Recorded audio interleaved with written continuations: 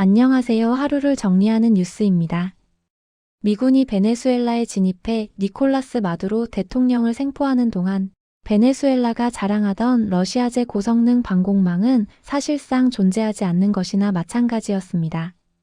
장거리 지대공 미사일 S-300, 중거리 방공체계 부크-M2. 이름만 들으면 웬만한 공군력도 쉽게 접근하지 못할 것 같은 이 무기들이 결정적인 순간 아무런 역할도 하지 못했습니다. 미국 뉴욕타임스는 이 작전의 핵심 배경으로 방공망이 연결조차 되지 않은 채 방치돼 있었다는 충격적인 사실을 전했습니다. 레이더와 미사일 체계가 연결되지 않았고 일부 구성 요소는 배치도 되지 않은 채 창고에 보관돼 있었으며 그마저도 미군의 공습으로 파괴됐다는 것입니다. 이 이야기는 단순히 무기가 고장났다는 수준의 문제가 아닙니다. 이는 러시아 무기체계의 신뢰성, 베네수엘라 군부의 실태, 그리고 국제 정치의 냉혹한 현실을 한꺼번에 드러내는 사건입니다. 베네수엘라는 한때 미국제 무기에 크게 의존하던 국가였습니다. 그러나 2006년 미국이 베네수엘라에 대한 무기 판매를 금지하면서 상황은 급변합니다. 당시 우고 차베스 대통령은 이를 미국의 압박으로 규정했고 그 대안으로 선택한 것이 러시아였습니다. 러시아는 베네수엘라에 최신 무기를 대거 공급했습니다. 수-30 전투기, T-72 전차 휴대용 대공 미사일 SA-24, 그리고 핵심이었던 S-300 방공 시스템까지.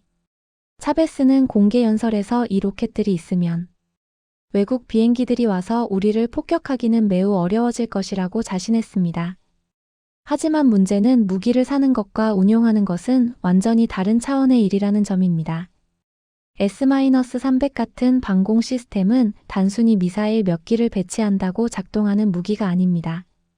레이더, 지휘통제소, 통신체계, 숙련된 인력, 지속적인 부품 교체와 훈련이 모두 맞물려야 비로소 기능합니다. 베네수엘라는 이 모든 조건을 충족하지 못했습니다.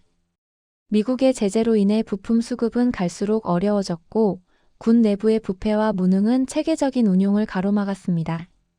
러시아제 무기를 제대로 다룰 기술 인력도 부족했고 장기간 훈련을 유지할 재정적 여력 역시 없었습니다. 결정적인 문제는 러시아의 사후 지원 부재였습니다. 무기를 파는 것과 유지 보수를 책임지는 것은 별개의 문제인데 러시아는 베네수엘라가 필요로 할 때 적극적으로 나서지 않았습니다. 일부 전직 미국 정부 관계자들은 러시아가 의도적으로 베네수엘라 방공망에 대한 지원을 소홀히 했을 가능성도 제기합니다. 미국과의 직접적인 충돌을 피하기 위해 베네수엘라를 전략적 동맹이 아닌 관리 가능한 파트너 정도로만 취급했을 수 있다는 분석입니다. 이 해석은 러시아 외교부 고위 인사의 발언과도 맞물립니다.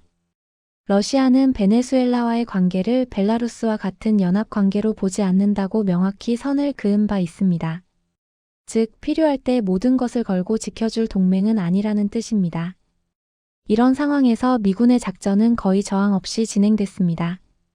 미군 헬리콥터가 카라카스 상공에 진입했고 특수부대원들이 강하에 대통령 부부를 생포하는 동안 베네수엘라 방공망은 아무런 경보도 울리지 못했습니다.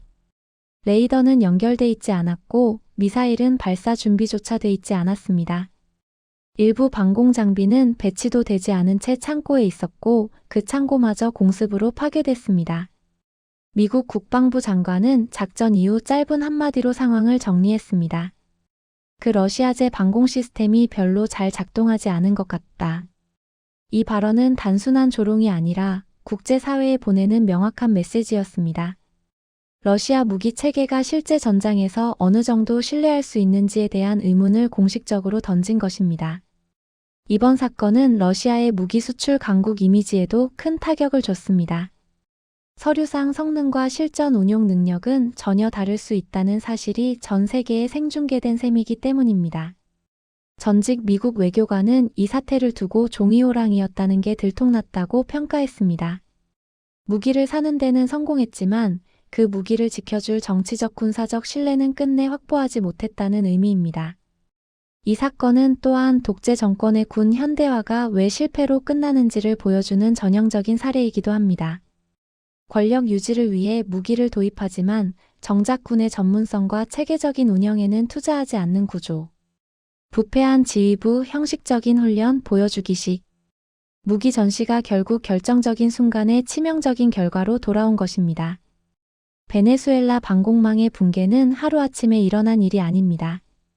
수년간 방치되고 관리되지 않고 정치적 계산 속에서 외면받은 결과가 한순간에 드러났을 뿐입니다. 그리고 이 장면은 전 세계의 많은 국가들에게 하나의 질문을 던집니다. 무기를 사는 것만으로 안보가 보장되는가? 이번 사례는 그 질문에 매우 분명한 답을 내놓고 있습니다. 무기는 시스템이고 시스템은 신뢰 위에서만 작동합니다. 정치적 동맹, 지속적인 지원, 숙련된 인력, 그리고 부패하지 않은 구조가 없다면 아무리 고성능 무기라도 결정적인 순간에는 아무 의미가 없다는 사실을 베네수엘라는 가장 뼈아픈 방식으로 증명했습니다. 이상 하루를 정리하는 뉴스였습니다.